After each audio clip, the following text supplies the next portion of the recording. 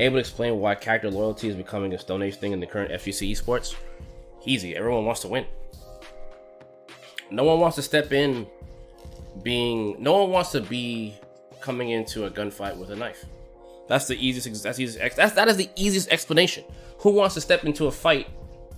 If someone's coming at you with an AK and you got a butter knife, I mean, it's pretty clear. You might be cold with that butter knife, but once that butter knife gets out of your hand, he got an AK.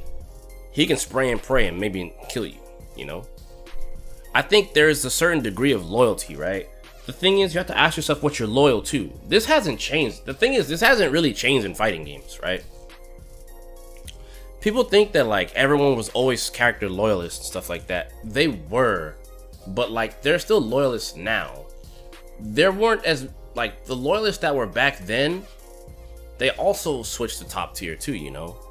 It's just now there's more money and there's more things on the line, so you want to pick the best. You want to pick the thing that's going to give you the best chance at winning.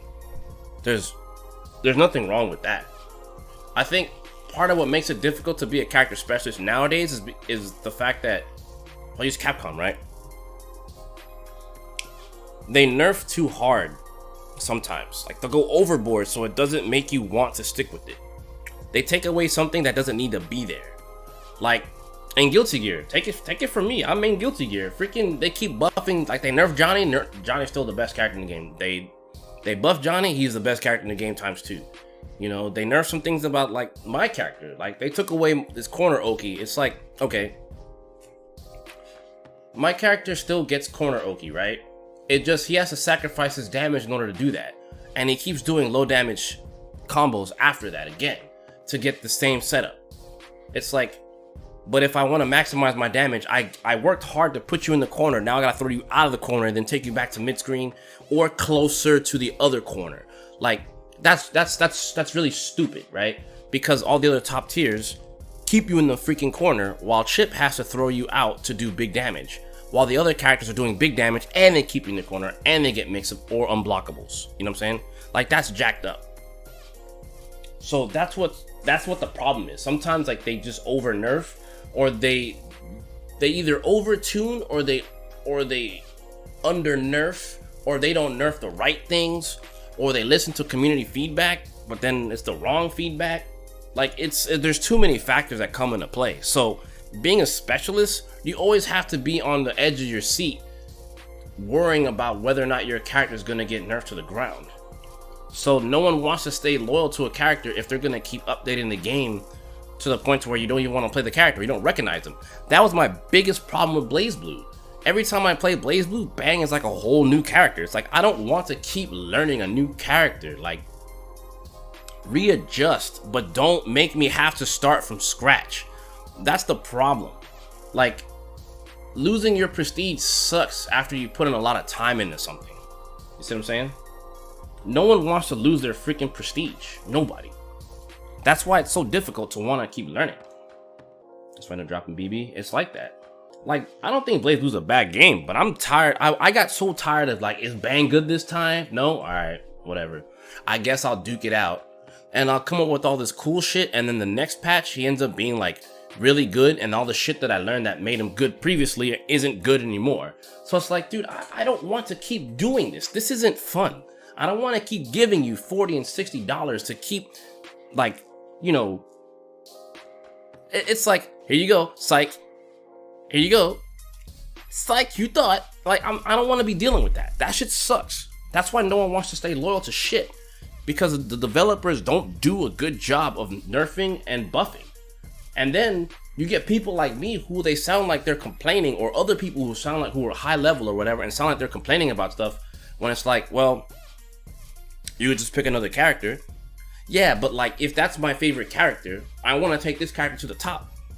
I don't care. Like in Guilty Gear, Guilty Gear is a game where you can always outplay people. Even though my character got hurt in Rev 2, he's still good and he still is high tier. You just have to pick one or the other in terms of damage or Oki, right? I could always pick Johnny. I could always pick Elfeld. But like, that character is the embodiment of what I want in a fighting game. He's the embodiment of what I enjoy to play. And that's how a lot of people feel.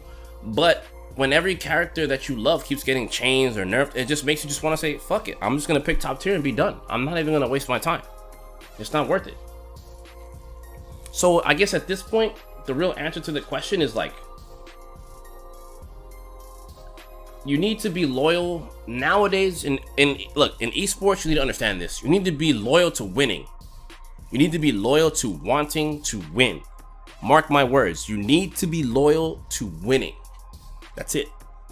Being loyal to your favorite characters can sometimes send you in the wrong places.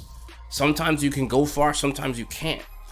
Sometimes it's not even just you. Sometimes it's just your character's limitations are so daunting that it makes it so you can't compete. And other people are just going to look at you like, man, if only you didn't play this character. And it's like, you know that, but you want to keep maximizing. You know that there's more. You know that you can outplay. You know that you can do this and you can do that. But unfortunately, right now, the best choice is to pick good characters. You don't always have to pick top tier, but you need to pick at least, like Street Fighter 5, you need to pick at least an A tier character. At least. B+. Being underneath there, trying to be a hero with Nash and stuff like that, don't get me wrong. I love Nash. Nash is my fit. Like, between Guile and Nash, I'll pick Nash any day of the week. I played Charlie so much. I may not have been amazing at like the alpha games, but if you saw me playing X-Men vs Street Fighter, I picked Charlie. When I played Marvel vs Capcom 2 when it first came out, I picked Charlie. Charlie's just slick. I love that character. Playing with Street Fighter 5 Season 1, okay, I guess. Game gets evolved and stuff like that. Nash just slowly starts dropping down in the game because the way the game was designed kept changing. See, this is why that's why some characters are weaker, because the direction of the game's battle, like the battle direction changed a lot in Street Fighter 5. So what made Nash good previously, he doesn't have it anymore. To be honest, he has a good zoning game, but why pick him? Why pick him in zone when I could pick Guile in zone? For what it's worth, I guess Gil, but we ain't gonna talk about Gil. We all know what the problem with Gil is. You know what I'm saying? Then we got Grand Blue when they nerf literally everything fun. Of course. Of course. Like, it doesn't bother you. It doesn't bother you like that you play Chip, and if I got semi-competent with Alpha, I could possibly just win because of the matchup. I still know more than you. The thing is, I'll beat you through knowledge. The Guilty Gear isn't a game where you could pick up top tier and just beat people who've been playing. It doesn't work like that.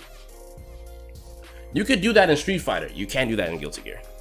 And I would even argue in Street Fighter, it's not truly possible because there's still a lot that you have to know. In Guilty Gear, if you don't know that I can instant block certain things from Elfelt, I'll kill you. Just like that. Elfelt's weakness is knockdown. So even if first off, you have to pick Elfelt. Second, you have to know how to play Elfelt right. And third, you have to know how to fight Chip. So it doesn't matter if you just picked up Elfelt. It's just, you're not gonna, like, for you to beat me in Guilty Gear, just now learning Elfelt, it's gonna take you at least a year or two. There's no way. Even with me being rusty, there's no way. You need at least a year. At most 3, you know? Like, it depends on how much you grind, how much you learn. Because there's things that you don't know that I know. So like, Guilty Gear is a game that's still, like, you can outplay. Even though that matchup is pretty much bad, if I make every situation count and you don't, because I know more than you, you're just not gonna win.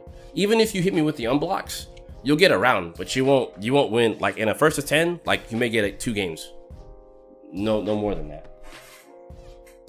Just because I know more. It's not possible. It's just not possible. GG Strive might become the first GG where you can learn the whole cast. I don't know, man. I have no words on that because I can't play it. I don't know what their intention is, so I can't speak. That's just the truth about Guilty. Like, Arc Sys games, the only game I don't even think you could do that in Dragon Ball. I think Dragon Ball, like, you have to play the game. Like, me being rusty and coming back to Dragon Ball now, like, I'm not running over people who just play. Not possible. I'm getting washed by people who play. Even though they're not like super high level players, like, they just know how to play Dragon Ball, and I'm getting beat up. So I think in general, Arc Sys games, you can't just do that. Maybe Grand Blue, you could do that, but maybe.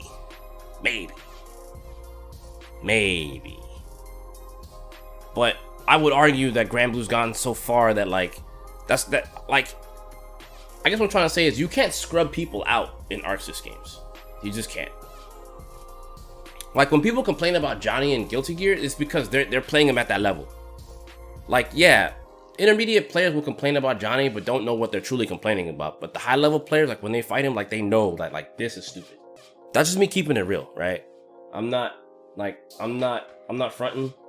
I'm not holding anything from nobody. I'm not pulling back no punches. I just know how good I am at Guilty Gear, and I know what I know.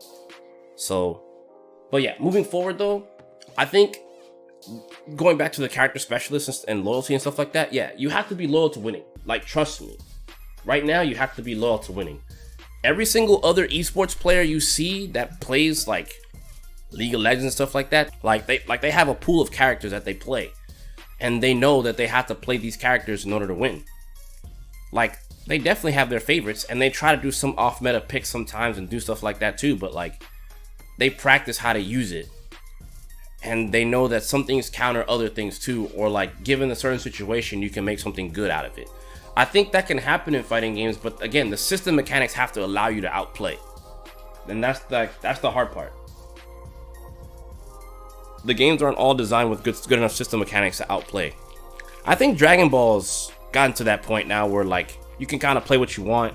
You can outplay things. There's obviously certain things you want to have on a team that not every team will have, but you can still rock your shit and play a good game of Dragon Ball with your team and still kind of come out on top. You just have to meet your certain, like, you have to meet your requirements for the team to win. You have to design a requirement of how to win and strategies. On one front, one would say esports has messed up fighting games, but I don't think so. I think esports is giving more to players. I think they just have to do the team thing. If they do the team thing and keep doing the picks and bans, that will open up more doors and make players play more characters so that they can explore the game more and you can see more of the game. I think that's kind of where it should go. I don't know if people want to see that, but I know I do.